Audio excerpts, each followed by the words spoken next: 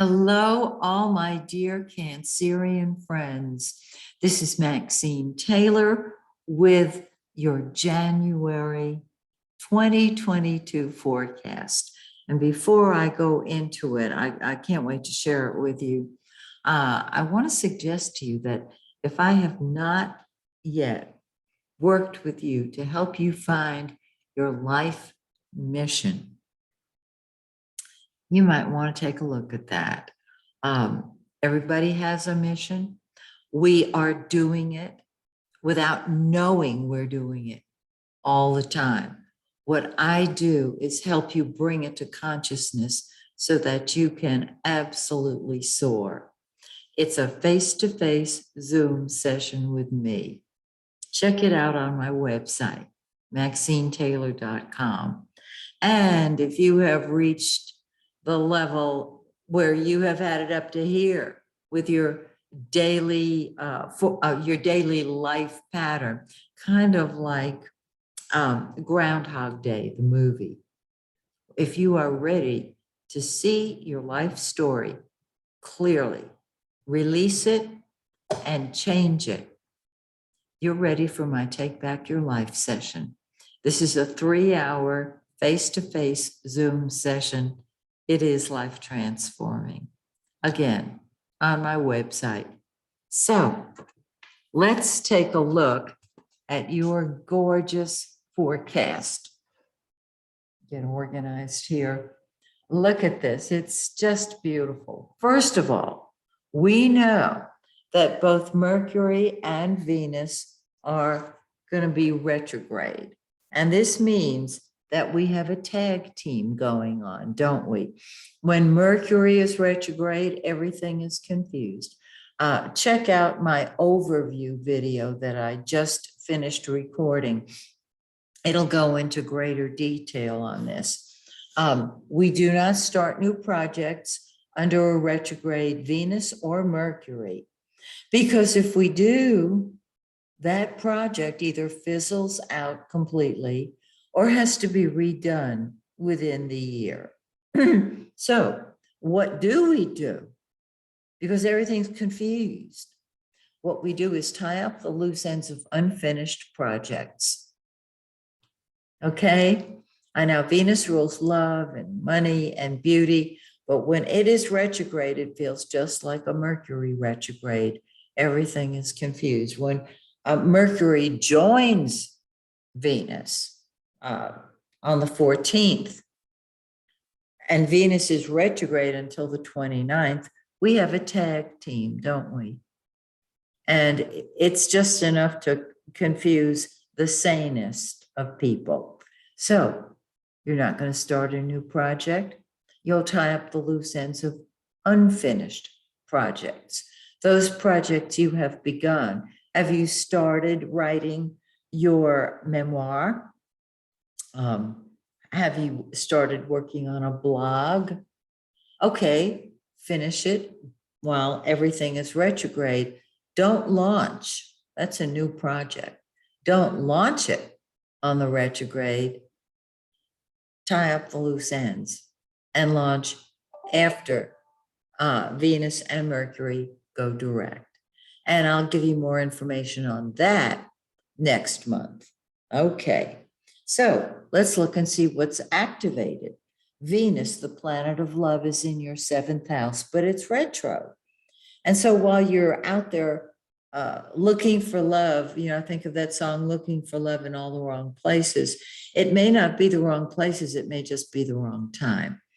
You will love being with other people, but you may not connect on the level that you like. This is a time to revamp, rework, rethink those relationships that you love and find a way of improving them. That's Venus in the 7th house of partnership. Mercury, the blue planet, flips between the 7th house and the 8th house. And so Mercury is what we think about and talk about. And we're ready to share our ideas. And it moves into the 8th house of transformation. This can be ideas about other people's money, helping them create more income. Wonderful. It can be your own psychic ability that you're expanding. Eighth house is the house of secrets, get to the bottom of things. Well, when Mercury goes retrograde on the 14th, it moves back and returns to the seventh house. So you're flipping between these two houses. Nothing wrong. It's just Mercury retrograde. So you're going to rethink relationships. Okay. The sun, the yellow planet, the giver of life, is our ego. In the seventh house, the center of our life, that's the sun, is other people, our relationships. On the 19th, when the sun enters our eighth house, our ego undergoes a change, a transformation. This is an opportunity once a year to really make progress in understanding and dealing with our own ego. It's also in the eighth house, giving attention to other people, helping them get their values straight. But the eighth house wants secrecy, wants privacy. So you'll go from wanting to be with people to not wanting to be with them. Now, Mars, the red planet, is in your sixth house of work and health. And wherever Mars is, that's what you fight with and fight for. Bravo to you. That's what comes first to you, your job, your health. Awesome. On the 24th, it moves into that seventh house. And you will fight with and for whatever house Mars is in. It's in your seventh house of other people. So they become number one in your life. And you'll fight with them or for them. But they become number one. And that may be why when it moves on the 24th, you're thinking, well, how do I feel about that person? Because the eighth house is psychic detective work. And Cancer, you are a psychic detective. So out there in the public eye, away from prying eyes.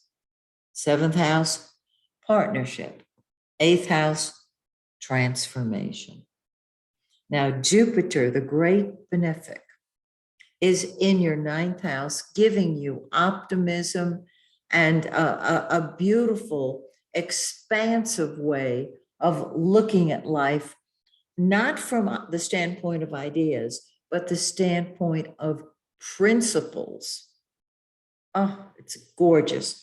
I feel that you will be looking at things quite differently, and you'll see a much larger picture and more opportunities for yourself, especially if higher education is concerned, or even something like long distance travel, because that's what the ninth house rules. You will have a greater understanding of human nature as well. It's really beautiful. Now, the new moon on the 2nd is in your seventh house of partnership. And that's you spending time with that one special person or getting out there and trying to find them. Super. 2 weeks later, the full moon is in your first house and it offsets all that seventh house activity and says, it's time for you to take care of you. And so this is you. The full moon is on the 17th in 28 degrees of Cancer, your own sign. And so you're saying, I'm doing what I want, when I want, how I want, because I want. You rock. And so the seventh house is balanced by the first. So you're not losing yourself in other people. You're saying, hey, it's my turn. And you know what? It is.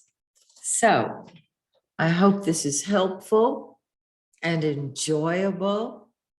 And I hope you'll join me next month when once again I take a look at your forecast.